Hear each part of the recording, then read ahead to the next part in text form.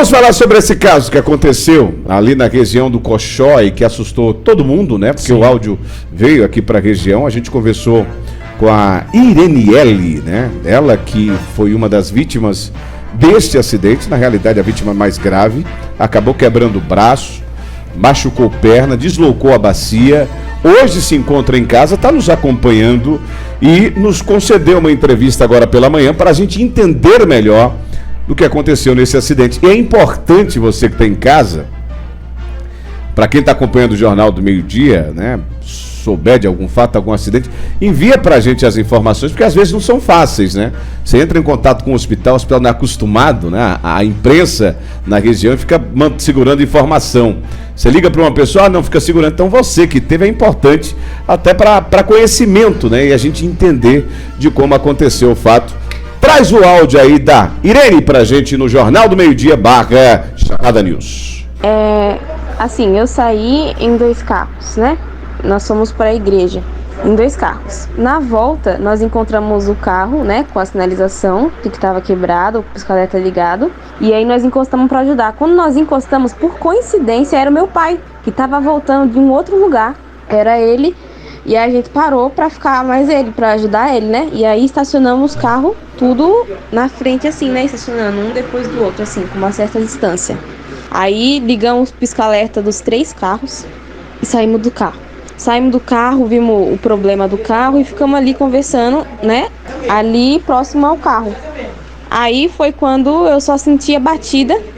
O homem veio em alta velocidade e bateu no carro, e aí o carro atingiu. Eu estava mais próxima do carro, o carro me atingiu direto, por isso que machucou tanto assim, mais do que os outros, né? O carro me atingiu direto e ele bateu, logo em seguida ele quis fugir.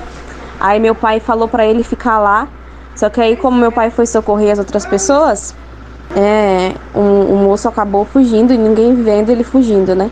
E aí ele fugiu e não voltou mais. Ficou até uma menina debaixo do carro, uma amiga minha debaixo do carro, graças a Deus ela tá bem. Aí logo em seguida chegou uma van da mesma igreja que a nossa, que ele estava voltando também. Os meninos desceram da van, ajudaram a levantar o carro, tiraram a menina de baixo. Aí foram prestando o socorro que podia, né, ligando para emergência. E aí foi socorrendo. A batida mesmo foi entre 2 carros, né, que foi o carro do cara que estava dirigindo e o carro quebrado que estava parado. Meu pai, quando nós encontramos ele estava sozinho, porque meu primo que estava junto com ele tinha ido pro Coxó buscar alguma coisa para carregar o carro, né, para ajudar a tirar o carro de lá. Então na hora que nós chegamos ele estava sozinho.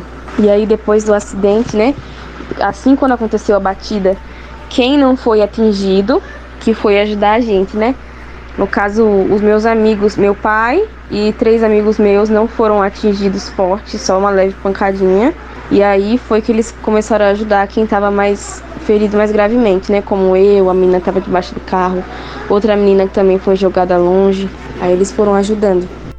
Imagina, professor, né? Ouvindo o áudio, não vou nem convocar a Débora, acho que a Débora não deu para ouvir lá não. Estou tentando aqui no retorno, mas não tive sucesso com a nossa internet.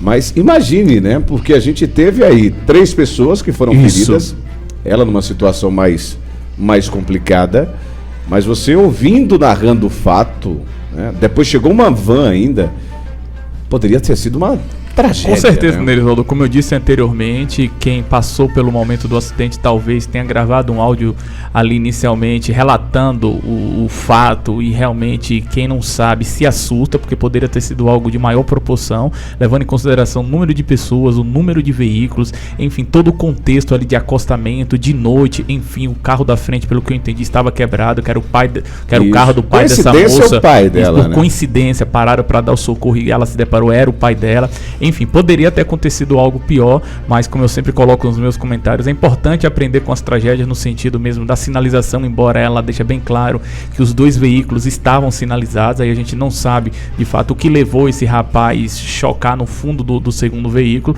enfim, mas é importante ter esse cuidado, ter essa atenção, principalmente a partir do momento que seu carro apresentar algum tipo de problema técnico, sobretudo à noite, porque a gente perde a visibilidade e é complicado, mas como você disse, poderia ter sido algo muito, muito maior, levando em consideração todo o contexto envolvido em pauta. E ela fez questão em ressaltar, né?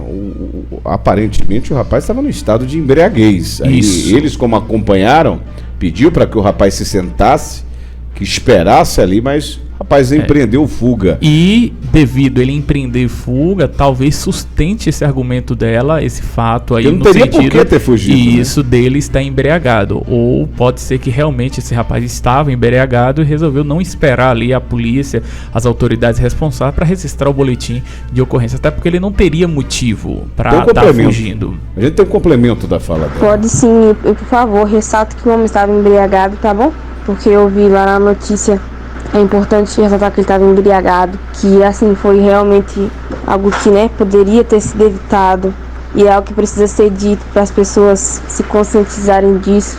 O moço estava embriagado, ele saiu do carro, tentou fugir, meu pai colocou ele sentado lá e é mesmo assim, quando a gente se distraiu, né, quando ele se distraiu fazendo socorro, o homem foi lá e fugiu. Muito bem, agradecer mais uma vez a participação com a gente aqui no Jornal do Meio-Dia.